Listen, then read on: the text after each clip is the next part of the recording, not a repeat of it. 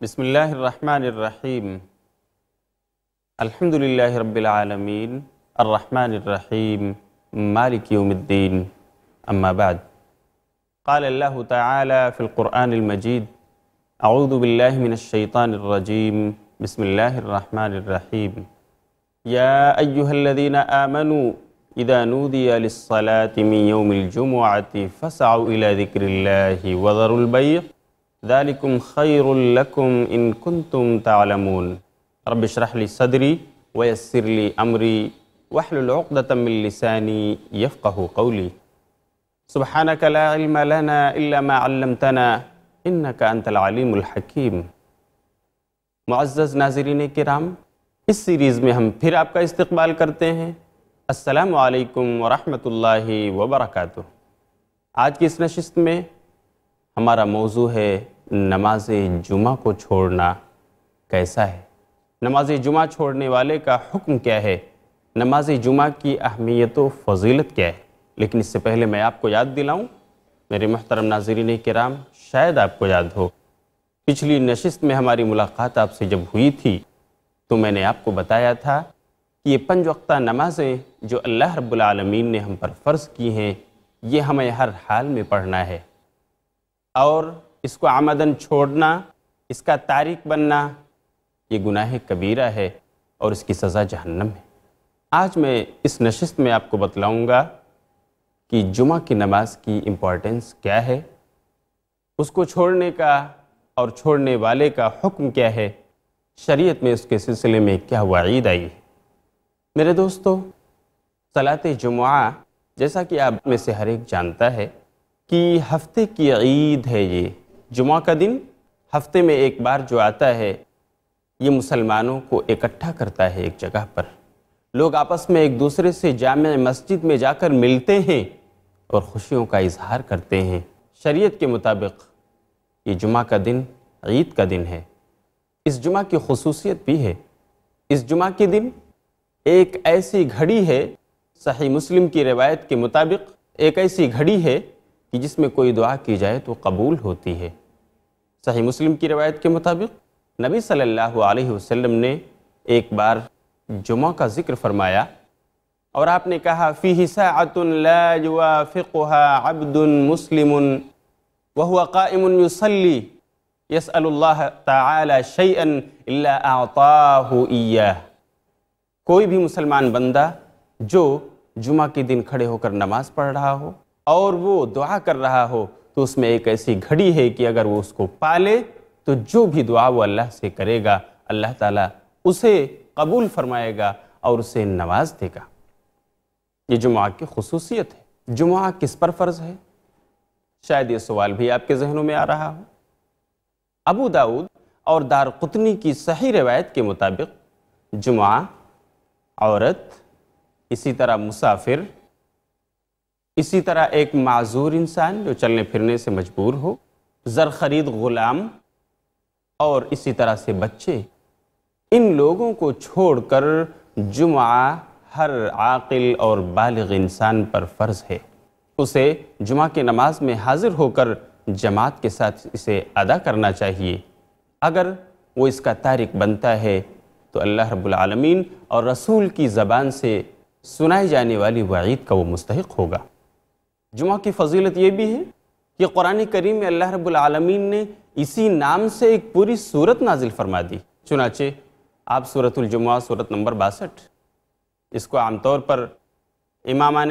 صلاۃ سے، ائمہ کرام سے سنتے رہتے ہیں جو لوگ نماز کی امامت کراتے ہیں، یا یوں ہی آپ اگر قرآن کی تلاوت کرتے ہیں تو آپ کو سورہ جمعہ پڑھنے کا وقت ملتا ہوگا، آپ کی نظر سورہ جمعہ سے گزرتی ہوگی۔ پوری ایک سورت ہی جمعہ کے نام سے اللہ رب العالمین نے قرآن کریم میں اتار دی، جس کا نمبر ہے 62۔ اس کے کچھ احکام اللہ رب العالمین جمعہ کے سلسلے میں بیان کرتے ہوئے کہتا ہے، آیت نمبر 5 کے اندر، یا ایہا الذین آمنوا اذا نودی للصلاة من یوم الجمعة فاسعوا الى ذکر اللہ وذروا البیع ذالکم خیر لکم ان کنتم تعلمون۔ کہ اے وہ لوگوں جو ایمان لائے ہو، جب جمعہ کے لیے اذان دی جائے تو تم اپنا خرید و فروخت بند کر دو، چھوڑ دو اور دوڑو اللہ کے ذکر کی طرف۔ اپنی خرید و فروخت کو، اپنے دکان کو بند کر کے اللہ کے ذکر کی طرف، اللہ کو یاد کرنے کے لیے دوڑ پڑو مسجدوں کی طرف۔ ذالکم خیر لکم، یہ تمہارے لیے بہتر ہے، ان کنتم تعلمون، اگر تمہیں اس کا علم ہے۔ مفسرین کرام نے اور علماء امت نے اس حکم الہی کے بموجب اس بات پر اتفاق کیا ہے کہ جمعہ کی اذان ہو جانے کے بعد لوگوں کا خرید و فروخت کے لیے بازار میں جانا یا اپنی دکانوں پہ کاروبار کرتے رہنا یہ حرام ہے۔ جمعہ کے وقت اذان ہوتی ہی لوگوں کو خرید و فروخت کا سلسلہ بند کر دینا چاہیے، اور وہ لوگ جو دکاندار ہیں انہیں اپنی دکان بند کر دینی چاہیے۔ کیوں؟ اللہ رب العالمین کا بالکل واضح سٹیٹمنٹ ہے کہ جیسے ہی اذان ہو جائے تو تم دوڑ پڑو مسجد کی طرف اللہ کا ذکر کرنے کے لیے اور اپنے خرید و فروخت کے سلسلے کو بند کر دو۔ اس سے پتہ چلتا ہے کہ جمعہ کی نماز اس کی بہت اہمیت ہے، اور اس کو چھوڑنا عمداً یوں ہی اس کو نظر انداز کر دینا یہ ایک بڑا گناہ قرار پائے گا، کیونکہ اللہ رب العالمین کا حکم ہے جو ہمارا خالق ہے اور جس کے ہم مخلوق ہیں، جو ہمارا معبود ہے اور جس کی ہم سب عبادت کرنے والے ہیں۔ سورہ جمعہ کی اس آیت کریمہ کی روشنی میں جمہور علماء امت کا اس پر اتفاق ہے کہ جمعہ کی اذان کے بعد خرید و فروخت کرنا، لینا دینا یعنی بیچنا اور خریدنا اور اس طرح کاروبار کرنا یہ بالکل حرام ہے۔ ہم نے اس آیت کریمہ کی عملی تطبیق سعودی عرب میں دیکھی۔ ایک وقت تھا کہ زمانہ طالب علمی میں ہم سنتے تھے سعودی عرب میں اذان کے بعد دکانوں کا شٹر بند ہو جایا کرتا ہے، لیکن الحمدللہ ایک وقت آیا کہ آنکھوں سے دیکھنے کا موقع ملا، اور نہ صرف یہ کہ نماز جمعہ کے وقت بلکہ ہماری ان آنکھوں نے دیکھا کہ ہر 5 وقتہ نماز کے وقت جب بھی اذان ہوتی ہے تو اذان ہوتے ہی وہاں کے دکاندار، مدینہ منورہ ہو یا مسجد حرام یعنی خانہ کعبہ کا شہر مکہ ہو، لوگ جو اپنے کاروبار میں مصروف ہوتے ہیں، اپنی دکانوں میں مصروف ہوتے ہیں، اذان ہونے کے بعد وہ اپنے کاروبار کو بند کرتے ہوئے نظر آتے ہیں، دکانوں کا شٹر گرنے لگتا ہے، اور اس طرح سورہ جمعہ کی اس آیت کریمہ کا ایک صحیح منظر وہاں ہمیں دیکھنے کو ملتا ہے۔ تو اس طرح سے سورہ جمعہ کی روشنی میں اس کی اہمیت یہ واضح ہوتی ہے کہ جمعہ کی نماز بہت اہم ہے، اسے عمداً چھوڑنا یہ گناہ کبیرہ ہوگا۔ بلکہ نماز جمعہ کو چھوڑنا، نبی صلی اللہ علیہ وسلم نے ایک صحیح حدیث میں یہ وعید فرمائی ہے، یہ وعید سنائی ہے ایسے لوگوں کو کہ اللہ ان کے دلوں پر مہر لگا دے گا اور ان کو سیل کر دے گا، پھر وہ غافلوں میں سے ہو جائیں گے۔ جیسا کہ صحیح مسلم کی روایت میں حضرت عبداللہ بن عمر اور حضرت ابو ہریرہ رضی اللہ عنہما سے روایت ہے، وہ دونوں کہتے ہیں کہ نبی صلی اللہ علیہ وسلم نے فرمایا کہ لوگ نماز جمعہ چھوڑنے سے باز آ جائیں، اور نہیں تو اللہ ان کے دلوں پر مہر لگا دے گا اور پھر وہ غافلوں میں سے ہو جائیں گے۔ صحیح مسلم ہی کی ایک دوسری روایت کے مطابق نبی صلی اللہ علیہ وسلم نے فرمایا، میرے جی میں آتا ہے کہ میں ان لوگوں کے گھروں پر جاؤں اور ان پر آگ لگا دوں جو نماز جمعہ کے لیے مسجد میں نہیں آتے۔ آپ اندازہ کیجئے کہ صحیح مسلم کی روایت حضرت ابو ہریرہ سے جو مروی ہے، اس میں نبی صلی اللہ علیہ وسلم نماز جمعہ سے پیچھے رہ جانے والوں کو یہ وعید سناتے ہیں، میرے جی میں آتا ہے کہ میں ان کے گھروں پر جاؤں اور ان میں آگ لگا دوں کہ وہ نماز جمعہ سے پیچھے رہ رہے ہیں، کہ وہ نماز جمعہ کو چھوڑ دے رہے ہیں، اسے نہیں پڑھتے۔ تو میرے دوستو، نماز جمعہ یہ بہت ہی اہم عبادت ہے جو ہفتے کی عید ہے، ہم میں سے ہر عاقل و بالغ مسلمان پر فرض ہے۔ ہم آپ کو بتا رہے تھے جس طرح نماز پنجگانہ کی تاکید کی گئی ہے اسے پڑھیے، اس کا چھوڑنا کفر ہے۔ جس طرح نماز جمعہ کی ادائیگی کے لیے تاکید کی گئی ہے کہ اسے عمداً چھوڑنے پر اللہ دلوں پر مہر لگا دے گا اور پھر غافلوں میں سے ہو جاؤ گے، ایسے ہی تاکید اس بات کی بھی موجود ہے کہ نماز باجماعت کا اہتمام کرنا چاہیے۔ آپ نمازیں پڑھیے لیکن جماعت کا اہتمام کیجیے، جماعت سے اپنے آپ کو الگ رکھ کر اکیلے اور تنہا نماز پڑھنے کی عادت مت ڈالیے۔ چنانچہ ایک روایت جو بخاری اور مسلم دونوں میں منقول ہے، یعنی متفق علیہ روایت ہے، جس کے راوی حضرت ابو ہریرہ رضی اللہ تعالیٰ عنہ ہیں۔ نبی صلی اللہ علیہ وسلم اس میں فرماتے ہیں لَقَدْ حَمَمْتُ أَنْ آمُرَ فِتْيَتِي فَيَجْمَعُوا حَزْمًا مِّنْ حَطَبٍ ثُمَّ آتِ قَوْمًا يُصَلُّونَ فِي بُيُوتِهِمْ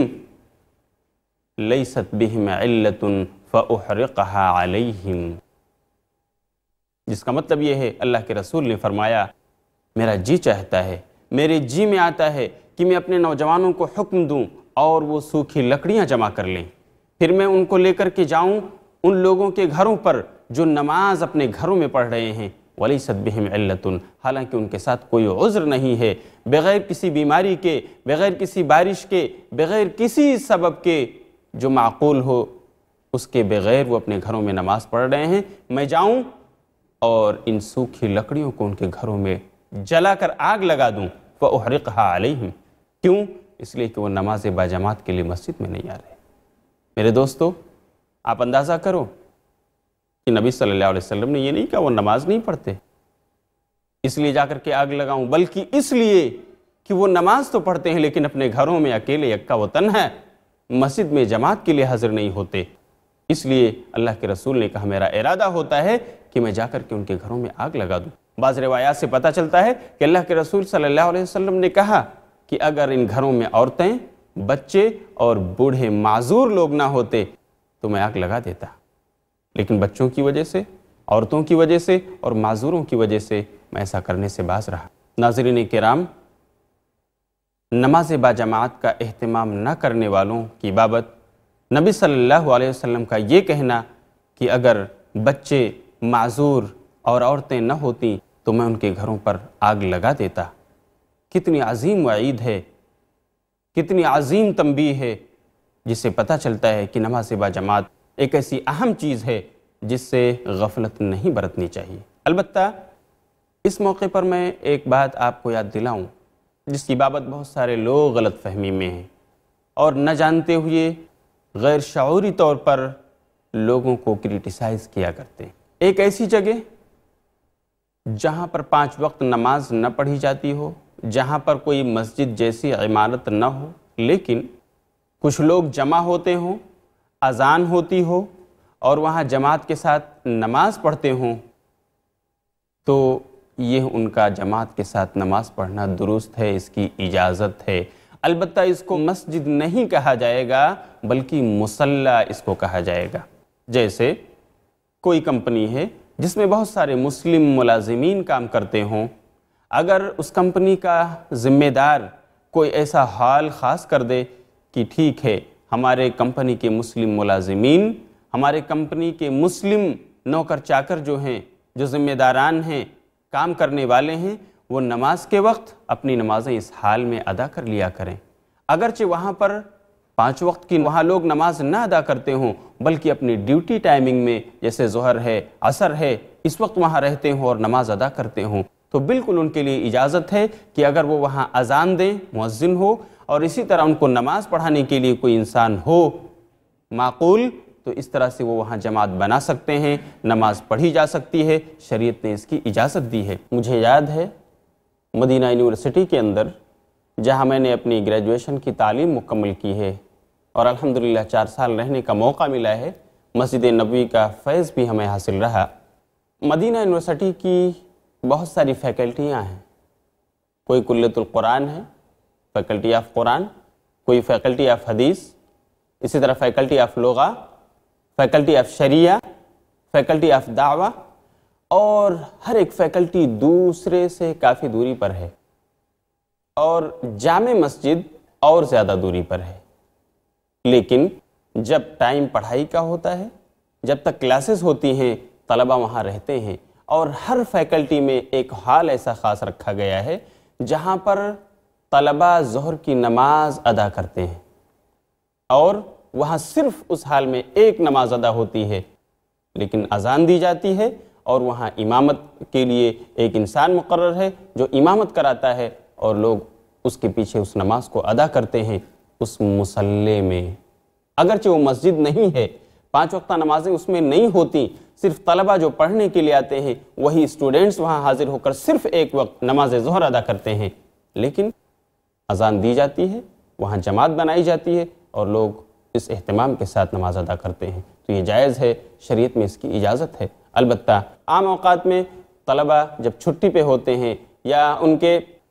فرصت کا وقت ہوتا ہے، عصر کے بعد وہ مسجد نبوی میں جا کر نمازیں ادا کرتے ہیں یا مدینہ یونیورسٹی کی جامع مسجد جو تھوڑی دوری پر ہے وہاں چل کر جاتے اور اپنی نمازیں ادا کرتے ہیں۔ البتہ دراسے کے وقت جب تعلیم چل رہی ہو تو ہر ایک اپنی فیکلٹی کے اندر جو مصلی ہے، جو ہال خاص کیا گیا ہے، اس میں وہ اذان دے کر اور وہاں امام کے پیچھے نماز ادا کرتے ہیں اور یہ جائز ہے۔ یہ بھی بتانا مناسب ہوگا کہ نماز باجماعت سے کچھ لوگوں کو چھوٹ ہے، کوئی عذر ہے ان کے ساتھ، تو کچھ لوگ ہیں کچھ عذر کی بنا پر وہ نماز باجماعت سے پیچھے رہ سکتے ہیں، جس میں سب سے اہم عذر یہ ہے کہ آدمی کو ایسی بیماری لاحق ہو کہ وہ چل پھر کر نہ جا سکتا ہو مسجد، تو وہ اپنے گھر میں نماز پڑھ سکتا ہے اپنے بیڈ پر، اپنی بیماری کی وجہ سے بیٹھ کر لیٹ کر جس طرح بھی چاہے۔ اسی طرح ایک آدمی جو معذور ہے، کسی وجہ سے چلنے پھرنے سے قاصر ہے، اگر وہ نہیں جا سکتا ہے وہاں پر اور کوئی اس کو لے جانے والا نہیں ہے تو اللہ رب العالمین نے اس کی ضرورت کا بھی خیال کیا ہے، اس کو اجازت ہے۔ اسی طرح وہ آدمی بھی نماز باجماعت سے پیچھے رہ سکتا ہے جس کا راستہ پرامن نہ ہو اور وہ راستے میں خطرات محسوس کر رہا ہو مسجد تک پہنچنے میں، تو اس کے لیے اجازت ہے، رخصت ہے کہ وہ اپنے گھر میں نماز ادا کرے، لیکن اسے یہ کوشش کرتے رہنا چاہیے کہ میں اپنا گھر اس بستی میں جا کر بساؤں جو پرامن ہے، تاکہ میں مسجد تک بآسانی اور سکون و اطمینان کے ساتھ پہنچ سکوں۔ اسی طرح نماز باجماعت سے پیچھے رہنے کا ایک عذر یہ بھی ہو سکتا ہے کہ سخت بارش ہو رہی ہو، اگر ایسی زوردار بارش ہے جو تھمنے کا نام نہیں لے رہی ہے اور اذان دی جا چکی ہے، آپ کا وہاں تک جانا مناسب اگر آپ نہیں سمجھتے ہیں سخت بارش کی وجہ سے، تو بالکل شریعت کی طرف سے اجازت ہے کہ آپ گھر میں نماز پڑھ سکتے ہیں۔ اسی طرح کچھ اور بھی ضرورتیں ہیں جو عذر معقول کی حیثیت رکھتی ہیں، آپ جماعت سے پیچھے رہ سکتے ہیں۔ مثال کے طور پر اگر آپ کا کھانا حاضر ہو چکا ہے، آپ دسترخوان پر بیٹھ چکے ہیں اور آپ کو بھوک لگی ہے، اذان دی گئی، آپ کے کانوں میں پڑی، لیکن اب کھانا حاضر ہو چکا ہے اور آپ کی بھوک کا تقاضا ہے کہ آپ اسے مٹائیں، یہاں پر آپ کو بالکل اجازت ہے کہ آپ اپنا کھانا تناول فرمائیے، کھانا پہلے کھا لیجئے، آپ اپنے پیٹ کو بھی منا لیجئے، تاکہ ایسا نہ ہو کہ آپ نماز میں حاضر ہوں اور آپ کا من، آپ کا دل آپ کے دسترخوان پر لگا ہوا ہو، مختلف قسم کے کھانے، ڈشیں سجائی گئیں لیکن میں کھا نہیں سکا۔ اس لیے کھانے کی موجودگی میں آپ کو چاہیے کہ پہلے کھانا کھا لیں، اپنی بھوک مٹا لیں اور پھر جا کر کے آپ نماز پڑھیں، اگرچہ آپ کی جماعت چھوٹ جائے۔ کوشش یہی رہنی چاہیے کہ جماعت آپ کی نہ چھوٹے، پھر بھی شریعت نے اجازت دی ہے۔ اسی طرح سے اگر کسی کو پیشاب اور پاخانے کی ضرورت آ پڑی، نماز کے لیے جانا ہے اس کو، لیکن لوز موشن ہے یا اور ایسی کوئی وجہ ہے کہ انہیں قضاء حاجت کی ضرورت پڑ گئی، تو ضروری ہے کہ پہلے وہ انسان اپنی ضرورت پوری کر لے، پیشاب اور پاخانے سے فارغ ہو جائے اور اس کے بعد وہ نماز کے لیے جائے، تاکہ اس کی نماز میں خشوع خضوع ہو۔ ایسا نہ ہو کہ اسے پیشاب لگی ہوئی ہے، اسے پاخانے کی حاجت ہے، لیکن اس کے باوجود وہ بس جماعت کے لیے جا رہا ہے، تو ٹھیک ہے جماعت تو اسے مل گئی لیکن خشوع خضوع کہاں رہا؟ گویا کہ ٹوائلٹ میں اس کا من لگا ہوا ہے، کب میں فارغ ہوں اور بھاگ کر کے میں وہاں جاؤں اپنی ضرورت پوری کروں۔ اس لیے شریعت نے اس موقع پر بھی اجازت دی ہے کہ آپ اپنی ضرورت قضاء حاجت کر لیجئے، پیشاب پاخانے سے فارغ ہو جائیے، اگرچہ کہ آپ کی جماعت کسی وجہ سے چھوٹ جائے، آپ کو دیر لگ جائے، اس سے شریعت نے آپ کو رخصت دی ہے۔ تو ایک کچھ چیزیں ہیں جو عذر کی حیثیت رکھتی ہیں، ان کے ہوتے ہوئے کوئی آدمی اگر جماعت سے پیچھے رہ جاتا ہے تو انشاءاللہ اللہ رب العالمین اپنے دامن عفو میں اسے جگہ دے گا اور اس سے درگزر فرمائے گا۔ جماعت کے سلسلے میں کہ وہ کتنا اہم ہے، اس کا اہتمام کس قدر اہم ہے، میں ایک بہت ہی پیاری حدیث آپ کو سناتا ہوں جو صحیح مسلم اور ابو داؤد دونوں میں منقول ہے، اور یہ واقعہ بہت مشہور ہے جو ایک نابینا صحابی حضرت عبداللہ بن ام مکتوم مکتوم رضی اللہ تعالیٰ عنہ کا ہے۔ صحیح مسلم میں ہے کہ عبداللہ بن ام مکتوم رضی اللہ تعالیٰ عنہ نبی صلی اللہ علیہ وسلم کے پاس حاضر ہوتے ہیں اور کہتے ہیں اللہ کے رسول، میں ایک نابینا صحابی ہوں اور میرے گھر میں کوئی ایسا ریگولر انسان بھی نہیں ہے جو مجھے ٹیکا کر میرا ہاتھ پکڑ کر مسجد لائے اور مجھے نماز پڑھنے کا موقع ملے جماعت کے ساتھ، تو کیا میں اپنے گھر میں نماز پڑھ سکتا ہوں؟ اللہ کے رسول نے پہلی بار میں جواب دے دیا، ہاں جاؤ پڑھ سکتے ہو۔ حضرت عبداللہ ابن ام مکتوم جب جانے لگے تو آپ نے بلایا، کہا عبداللہ ابن ام مکتوم یہاں آؤ۔ وہ پھر واپس آئے۔ آپ نے پوچھا کہ آپ کے کانوں میں اذان کی آواز جاتی ہے؟ انہوں نے جواب دیا کہ ہاں اللہ کے رسول، میں سنتا ہوں اذان، منادی کی ندا میرے کانوں میں پڑتی ہے۔ تب آپ نے فرمایا پھر جماعت میں حاضر ہونا ضروری، مسجد آؤ، یہاں آ کر نماز پڑھو۔ انہوں نے کہا اللہ کے رسول، مدینے کے راستے بہت ہی پرخار ہیں، کیڑے مکوڑوں کی جگہ ہے یہ، اور کوئی ایسا مداوم انسان بھی میرے ساتھ نہیں ہے جو برابر ہر وقت میرے ساتھ رہے اور مجھے لے کر کے مسجد آئے اور لے جائے۔ اس کے باوجود اللہ کے رسول نے کہا نہیں، مسجد میں آپ کو حاضر ہونا ہے، یہاں آ کر جماعت سے نماز پڑھو۔ آپ اذان سنتے ہو اس لیے آپ کو بہرحال یہاں حاضر ہو کر جماعت کے ساتھ نماز پڑھنا ہے۔ میرے دوستو، آپ اندازہ کیجئے، ایک نابینا صحابی رسول جن کے پاس کوئی ایسا لڑکا بھی نہیں تھا جو ان کو ٹیکا کر اور مسجد لے جاتا، ان کو راہ بتاتا اور واپس لاتا، اس کے باوجود اللہ کے رسول نے کہا اگر تم اذان سنتے ہو، اس کی ندا تمہارے کانوں میں پڑتی ہے تو جماعت میں حاضر ہونا ضروری ہے۔ خلاصہ یہ ہے کہ ہر حال میں، چاہے ہم مصلی میں نماز با جماعت کا اہتمام کریں یا مسجد میں آ کر، ہر حال میں ہمیں جماعت کا اہتمام کرنا چاہیے، اور اس سے غفلت برتنے والوں کو شریعت کی جو وارننگ ہے اس سے ڈرنا چاہیے۔ ہم اخیر میں